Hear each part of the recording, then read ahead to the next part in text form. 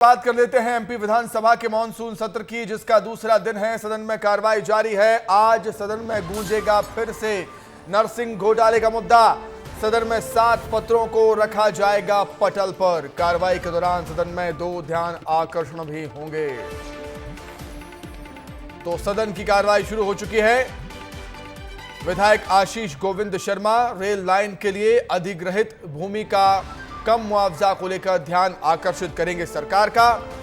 वहीं उपनेता प्रतिपक्ष हेमंत कटारे, विधायक जयवर्धन सिंह और विधायक लखन घनघोरिया सदन का ध्यान आकर्षित करेंगे नर्सिंग कॉलेज को नियम विरुद्ध मान्यता देने पर। तो जैसा कि हम कह रहे हैं कि नर्सिंग घोटाले का मुद्दा कांग्रेस पार्टी भुनाने की कोशिश में है और इतनी आसानी से कांग्रेस पार्टी इस मुद्दे को छोड़ेगी नहीं। नर्सिंग घोटाले का मुद्दा सदन में गूंजता रहेगा। आज भी, कल भी देखा था हमने। ये देखिए तस्वीरें किस तरीके से कांग्रेस पार्टी प्रदर्शन कर रही थी। कांग्रेस के जो नेता थे एप्रिन पहनकर पहुंचे हुए थे। राहुल गांधी जी ने स्पष्ट कहा है, हिंदू धर्म में कभी भी हिंसा नहीं है। हिंदू धर्म हमारा सनातन धर्म है, जिसमें हमेशा ये कहा गया है कि आत्मा ही सनातन है। राहुल जी ने स्पष्ट उल्लेख किया, उनने वहाँ पे दिखाया। राहुल जी स्वयं एक बहुत बड़े शिव भक्त हैं। उन्होंने शिव जी के बारे में उल्लेख किया, उसमें भाजपा वाले चिढ़ गए। राहुल जी ने स्पष्ट कहा है, सिर्फ भाजपा या आरएसएस के पास ठेका नहीं है हिंदुओं का। हिंदू धर्म बहुत पुराना है, भाजपा तो मुश्किल से 40 साल पुरानी है। लेकिन लक्ष्मण सिंह की बात की तो वो खुद तो क्या कुछ आज खास होने वाला है संसद सत्र, माफ कीजिएगा, विधानसभा सत्र की कार्रवाई को लेकर, उसे जानने के लिए सीधे हम हमारे सहयोगी अंचल शुक्ला का रुख कर लेते हैं। हमारे साथ मौजूद है अंचल। क्या कुछ आज खास होगा? आज भी आक्रामक रुख अख्तियार करेगा विपक्ष?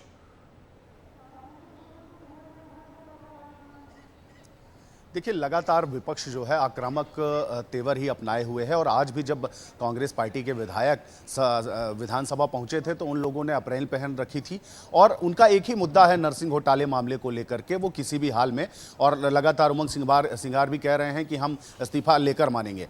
और जब उपनेता प्रतिपक्ष हेमंत कटारे से हमने बात की तो उन्होंने भी कहा कि सरकार को शर्म आनी चाहिए, इतने युवाओं का भविष्य जो है वो खतरे में डल गया और नियम विरुद्ध तरीके से कॉलेजों को मान्यता दी गई। इन सब चीज़ों की जांच होनी चाहिए। जांच करने के बजाय विधानसभा में उस पर विस्तार से चर्चा करने के बजाय वो भारतीय जनता पार्टी ये कहती नजर आ रही है कि ये कांग्रेस के जो 15 महीने की सरकार रही उसमें ये घोटाला हुआ है। तो उन्होंने बोला हमारे पास ठोस आधार हैं, साक्ष्य हैं जिसको हम प्रस्तुत करेंगे, पर इसमें सदन में जब चर्चा होगी तभी प्रस्तुत करेंगे। और भारतीय जनता पार्टी कह रही है कि हमारे पास भी मजबूत आधार हैं ये बताने के लिए कि ये घोटाला कब और किसकी सरकार में हुए।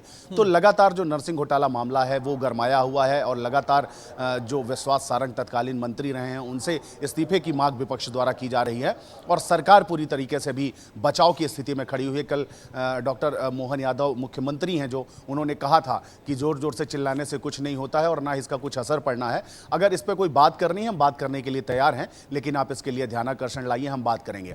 लेकिन विधानसभा अध्यक्ष ने कहा था कि प्रश्नकाल के बाद जब भी समय मिलेगा हम इस विषय पर बात करेंगे और निश्चित रूप से बात करेंगे। और आज वो दिन है जब उन्हें बात करनी है। तो सदन में इस उम्मीद के साथ आज विपक्ष के लोग गए हुए हैं कि इस विषय पर चर्चा होगी। बिल्कुल अंचल वाला है क्योंकि मामला उमंग सिंघार की अगर बात करूं मैं अंचल, उमंग सिंघार ने कहा था कि उनके पास सबूत है, उनके पास नरसिंह घोटाले के सबूत हैं। तो क्या वो आज सबूत कई बड़े खुलासे कर सकते हैं सत्र के दौरान, या मीडिया के सामने आकर भी उन सबूतों को पेश कर सकते हैं? ऐसी संभावना नजर आती है। क्या उमंग सिंघार कुछ बड़ा खुलासा करने वाले हैं आज? देखिए, इस पूरे मामले में जो चर्चा होनी है वो सदन में होनी है, इसलिए मीडिया के सामने तो अभी ना तो भाजपा और ना तो कांग्रेस, ना तो पक्ष और ना ही विपक्ष, दोनों ही कुछ कहने से बचते नजर आ रहे हैं। वो कह रहे हैं कि जब सदन के भीतर इस विषय पर चर्चा होगी तो हम अपने पास जो साक्ष्य हैं, जो आधार हैं वो रखेंगे और दूध का दूध पानी का पानी हो जाएगा। लेकिन वो तब संभव है जब इस विषय पर चर्चा होगी, क्योंकि आज प्रश्नकाल भी होना है, ध्यानाकर्षण भी लगे हुए हैं और विधानसभा की अपनी कार्यवाही होनी है। कल बजट भी प्रस्तुत होना है मध्य प्रदेश सरकार का। तो बहुत सारी कार्यवाहियां हैं, 13-14 बैठकें होनी है, अभी तो चलनी है लगातार विधानसभा। लेकिन एक बात तय है कि विपक्ष अगर इस विषय पर बात करने को तैयार नहीं होता है तो जितने दिन विधानसभा चलेगी, शुरुआत नरसिंह घोटाले मामले की आंच से ही होगी। ये लपटें जो हैं ये विधानसभा में पूरी तरीके से अब फैल चुकी हैं और हर कोई इसकी चर्चा कर रहा है और लगातार इस्तीफे की मांग हो रही है। और उन्हें विश्वास सारंग को बताया जा रहा है, सरहंग है वो जिन्होंने इस पूरी घटना को, उनके कार्यकाल में ये पूरा घोटाला हुआ है जिसकी जांच होनी चाहिए। दोषी अधिकारियों के ऊपर भी कार्यवाही होनी चाहिए। इसकी बात लगातार कांग्रेस कर रहा है और कांग्रेस कह रहा है कि हम सदन में भी इसकी लड़ाई लड़ेंगे और जरूरत पड़ी तो हम संसद से लेकर और सड़क तक इसकी बिल्कुल सड़क से लेकर सदन तक, संसद तक, सत्र तक, ये सब लड़ाई नरसिंह घोटाले को लेकर कांग्रेस पार्टी की हमें देखने को मिल रही है। अंचल, बहुत धन्यवाद आपका जुड़ने के लिए, जानकारी के लिए, बातचीत के लिए, बहुत शुक्रिया। आगे बढ़ते हैं। अब पीडब्ल्यूडी मंत्री राकेश सिंह का बयान सामने आया है जिसमें उन्होंने कांग्रेस पर जमकर निशाना साधा और कहा कि कांग्रेस को जैसे ही लगता है कि वो कंफर्टेबल जोन में आ गया है तो वो देश के बहुत संख्या की आबादी के खिलाफ बयान दे देते हैं। जो बहुत बड़ी संख्या आबादी है देश में जिनकी, उनके खिलाफ बयान दे देते हैं। राहुल गांधी ने फिर से बयान दिया है, बार बार ये स्थापित हो चुकी है कि हिंदू कोई जाति नहीं है, ये जीवन पद्धति है, ऐसे मानने वाले बहुसंख्यक हैं। ऐसी टिप्पणियां करना देश की बहुत संख्या का आबादी का अपमान करने जैसा है। जैसे ही उनको लगता है कि वो कुछ कंफर्टेबल जोन में आ गए हैं या कुछ बेहतर स्थिति में आ गए हैं, वो देश की बहुसंख्यक आबादी के खिलाफ अपमानजनक टिप्पणियां शुरू कर देते हैं। ऐसी टिप्पणियां करना एक तरह से देश की बहुसंख्यक आबादी और देश दोनों का अपमान है। और आइए बात करेंगे ग्वालियर की, जहां पर पीएचई विभाग में घोटाला सामने आया है। घोटाले के मामले में कलेक्टर का बड़ा आदेश है। 74 लोगों पर केस दर्ज हुआ है और 74 लोगों पर केस दर्ज करने के आदेश दिए हैं। पीएचई विभाग में हुआ था 84 करोड़ का घोटाला। आरोपियों ने सैकड़ों खातों में पैसा ट्रांसफर किया था। अब तक इस मामले में 6 आरोपी गिरफ्तार हो चुके हैं। अधिक जानकारी के लिए बातचीत करेंगे संवाददाता, ग्वालियर संवाददाता अनिल गौर हमारे साथ जुड़े। अनिल, क्या कुछ मामला है, क्या है पूरा मामला, क्या कुछ और जानकारी आपके पास? सुमित, देखिए, ग्वालियर के पीएचई विभाग में हुए घोटाले मामले में कलेक्टर का बड़ा आदेश है। ग्वालियर कलेक्टर हैं रुचिका सिंह चौहान, उन्होंने घोटाले में 74 और लोगों पर केस दर्ज करने का आदेश दिया है। यह एक बड़ा आदेश है क्योंकि 2023 में पीएचई विभाग में 84 करोड़ रुपए का घोटाला हुआ था और इस घोटाले में आरोपियों ने सैकड़ों खाते में करोड़ रुपए ट्रांसफर किए थे। और इस मामले में अभी तक 9 लोगों के खिलाफ मामला दर्ज किया गया है क्राइम ब्रांच के अलावा, जिसमें से 6 लोग गिरफ्तार हो गए हैं। लेकिन अब जिस तरीके से जो जांच हुई और जांच में ग्वालियर कलेक्टर ने 74 और लोगों पर केस दर्ज करने का आदेश दिया है। सुमित, ठीक है अनिल, बहुत धन्यवाद जुड़ने के लिए, तमाम जानकारी, बातचीत के लिए बहुत शुक्रिया आपका। आगे बढ़ते हैं। मुरैना से खबर है जहां पर जीवाजी यूनिवर्सिटी परीक्षा में नकल का मामला सामने आया। निरीक्षण करने पहुंची नायब तहसीलदार ज्योति लक्षिकार और बच्चों से भारी मात्रा में गाइड और मोबाइल मिले। नायब तहसीलदार ने मोबाइल गाइड को जब्त किया। बीए, बीएससी और बीकॉम की परीक्षाएं चल रही थी और देखिए नकल करते हुए पाए गए लोग। गाइड मिली है, मोबाइल मिले हैं जो परीक्षा दे रहे थे। तो जीवाजी यूनिवर्सिटी परीक्षा में नकल का ये मामला, निरीक्षण करने पहुंची नायब तहसीलदार ज्योति लक्षकार और उनको बच्चों से बड़ी संख्या में गाइड और मोबाइल मिले। नायब तहसीलदार ने मोबाइल गाइड जब्त किए हैं। अधिक जानकारी के लिए बातचीत करेंगे। हमारे मुरैना संवाददाता मनोज उपाध्याय जुड़ गए हैं फोन पर। मनोज, मुरैना और नकल का काफी पुराना नाता रहा है, कई बार देखा है परीक्षाओं में नकल के मामले सामने आते रहते हैं। जी सुमित, मैं बताना चाहूंगा कि चंबल अंचल में मुरैना और भिंड ये हमेशा नकल के मामले में बदनाम रहे हैं और यहाँ पर जो नकल माफिया के हैं या कॉलेज संचालक के हैं वो सीधे बच्चों को पास कराने का ठेका लेते हैं और जिसमें एक बड़ी मोटी रकम लेते हैं, जिससे बच्चों को पूरी साल पढ़ने नहीं आना पड़ता। कॉलेज में कोई पढ़ने नहीं आता, सीधे परीक्षाओं में सीधे रख के नकल कराने का जो ठेका है वो कॉलेज संचालक और ये नकल माफिया ले लेते हैं और कॉलेज में बड़ी मात्रा में नकल भारी मात्रा में नकल की गाइडें भी मिली हैं। जब नायब तहसीलदार ज्योति लचकर कॉलेजों का निरीक्षण किया तो मुरैना के आधा दर्जन से अधिक सेंटरों पे वो पहुंची तो सभी जगह उन्हें नकल मिली। और TSS कॉलेज में तो पंखे भी नहीं चल रहे थे, गर्मी में बच्चे परीक्षा दे रहे थे। तो नायब तहसीलदार मैडम ने ये भी ज्योति लचकर ने कहा है कि मुझसे पैसे ले लो लेकिन पंखे सही कराओ, बच्चों को हवा आनी चाहिए। लेकिन उस कॉलेज में सभी पंखे बंद थे और बच्चे गर्मी में परीक्षा दे रहे थे। तो नकल के मामले में चंबल अंचल तो हमेशा ही बदनाम रहा है, क्योंकि अधिकारी और जीवाजी यूनिवर्सिटी और माफिया और कॉलेज संचालकों की मिली भगत से काट कर अपने निजी कॉलेजों में सेंटर बनवा लिए जाते हैं। जी और वहाँ जी प्राइवेट ठीक है, लोगों को चलिए ठीक है मनोज, बहुत शुक्रिया आपका जुड़ने के लिए, तमाम जानकारी बातचीत के लिए बहुत धन्यवाद। तो देखा आपने किस तरीके से नकल का ये खेल चल रहा है। मुरैना में नायब तहसीलदार पहुंची थी, अलग अलग परीक्षा केंद्रों में यही हाल था, यही चल रहा था सब। आगे बढ़ते हैं, भोपाल के बालिका गृह से 4 नाबालिग लड़कियां लापता हो गई।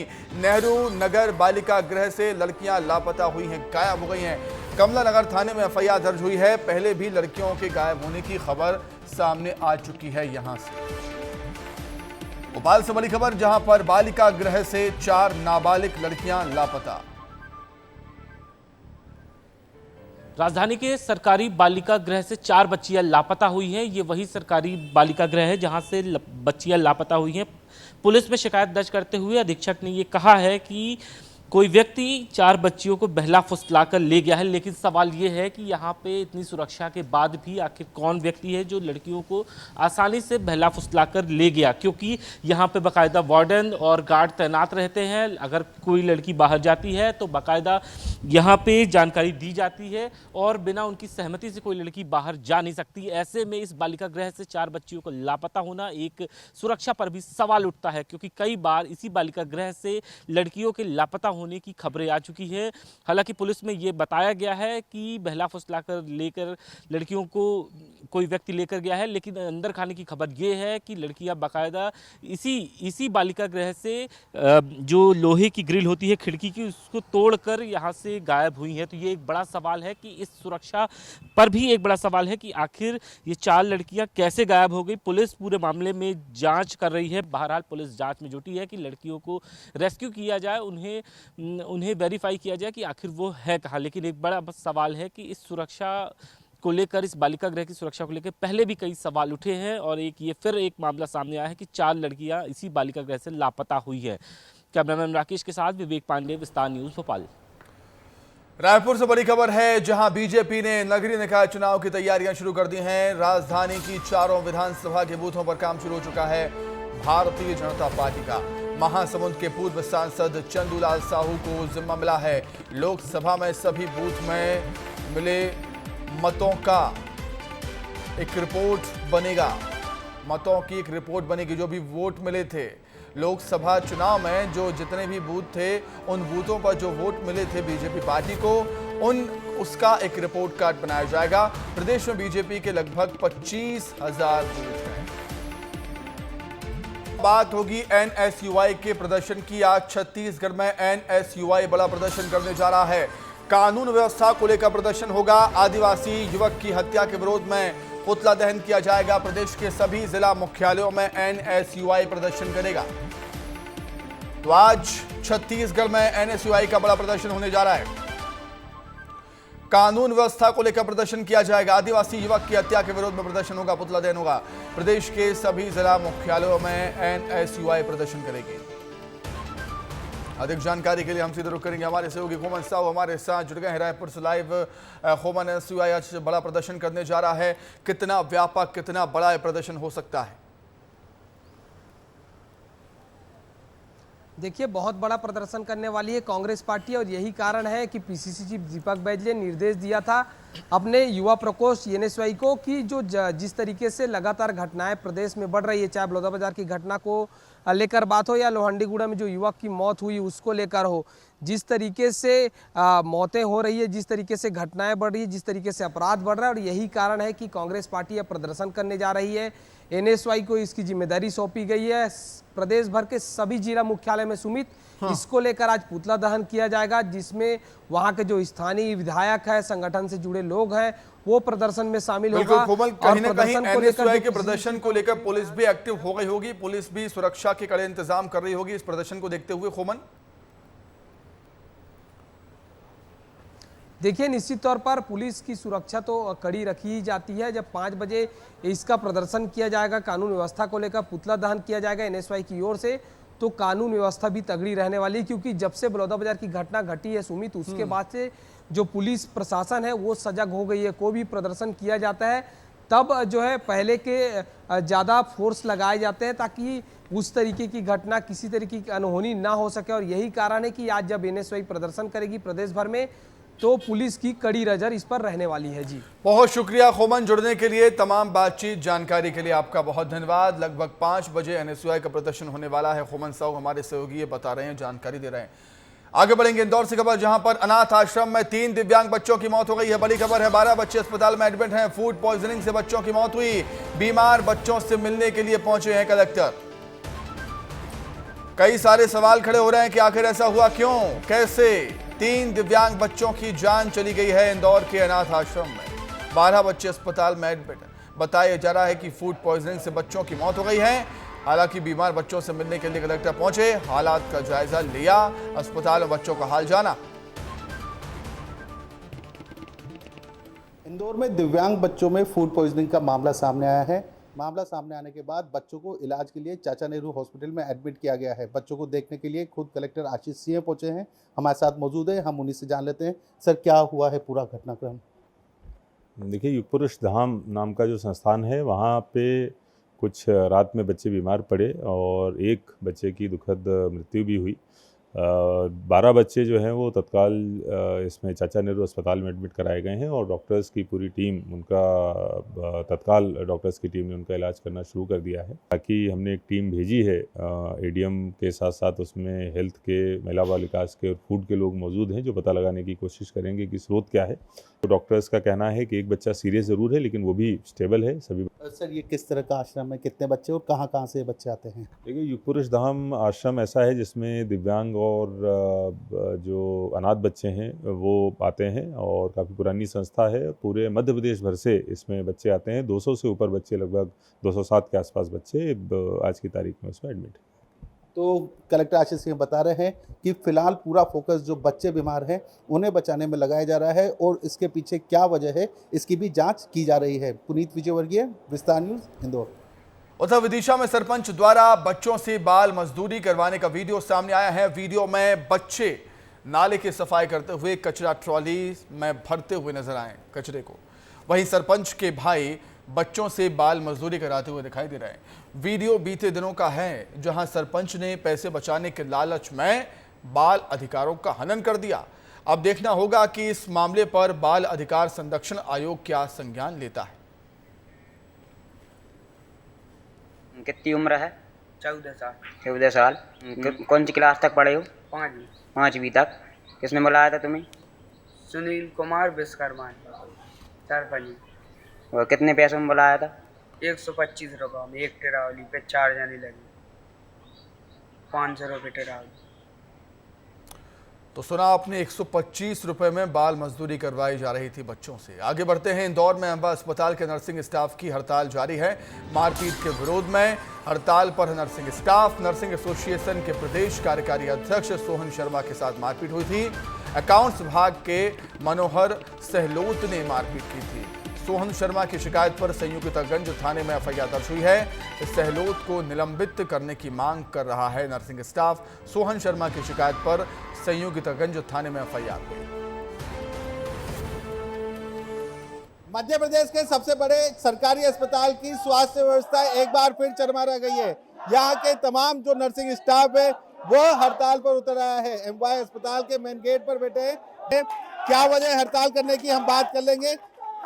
कार्यवाहक प्रदेश अध्यक्ष हमारे साथ मौजूद है। सोहन भाई, किस बात को लेकर ये हड़ताल की जा रही है और क्या मांगे, आप लोग क्यों हड़ताल कर रहे हो? हम हड़ताल नहीं, हम विरोध प्रदर्शन कर रहे हैं। अभी काम बंद करके हमारे 1 बजे डीन साहब से मीटिंग है। अगर उसमें कोई सॉल्यूशन नहीं निकला तो हम आगे की रणनीति बनाएंगे। अभी हमारी मांग है कि मनोहर जैसे इस तरह के बाबू को बर्खास्त किया जाए, क्योंकि यहाँ पर बहुत सारे कर्मचारी हैं जिनको सही तरीके से कभी भी जवाब नहीं देता है। यहाँ तक कि फीमेल नर्सेज के साथ भी बदतमीजी से बात की जा चुकी है। जिस पर आरोप लगा है उसके विरुद्ध एफआईआर दर्ज हो चुकी है और अब उसे निलंबित किए जाने की मांग की जा रही है। पुनीत विजयवर्गीय, विस्तार न्यूज़, इंदौर।